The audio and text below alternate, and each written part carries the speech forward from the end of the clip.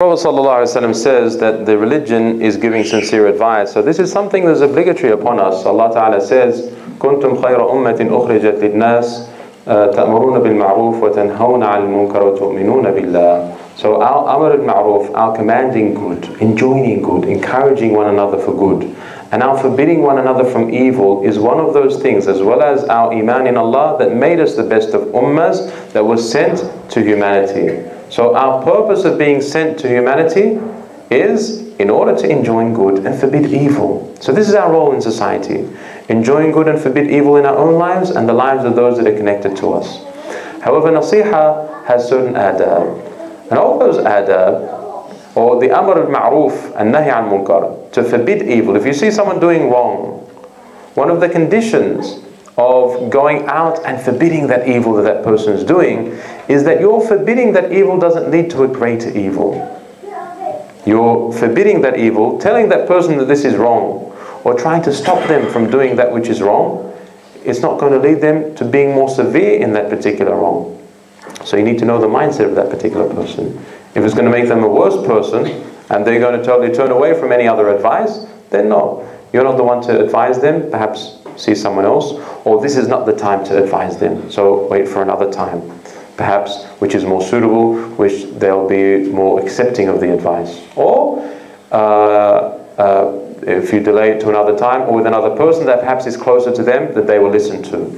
The other thing is generally not to do it in public, because if advice is given in public, then this is going to cause a person to be embarrassed and perhaps deny what they're doing is wrong, and come with various justifications to say, to prove to you and to everyone else that what they're doing is not wrong, such that they can't be seen as a fool or can't be seen as someone that is doing wrong in front of other people, because they're shy and they would be embarrassed to be seen in this particular way.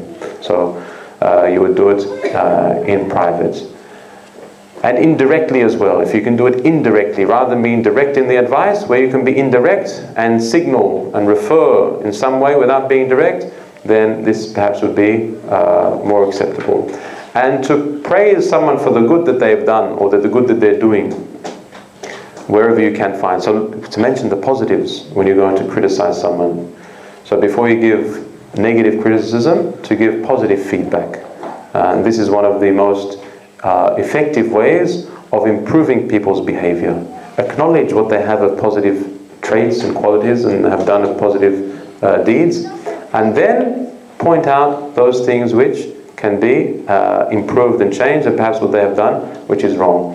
The other thing is, if you see someone's done something wrong, to know that it really is wrong. So if it is a matter in Sharia which is differed on amongst the scholars, some scholars say it's haram, some say it's makruh, some say it's mubah, then this is not a place for inkar. It's not a place to forbid this evil, because to you it's haram, but to them they may be following another opinion that perhaps it's sunnah, perhaps it's makruh, perhaps it's mubah. So to understand the positions of the rightly guided scholars on the matter, such that you do not forbid a matter which is mukhtalaf fi, because the ulama say, he says la inkar fi mukhtalaf fi. If something is has differing opinions in the Sharia, then we can't go and forbid that for that particular person.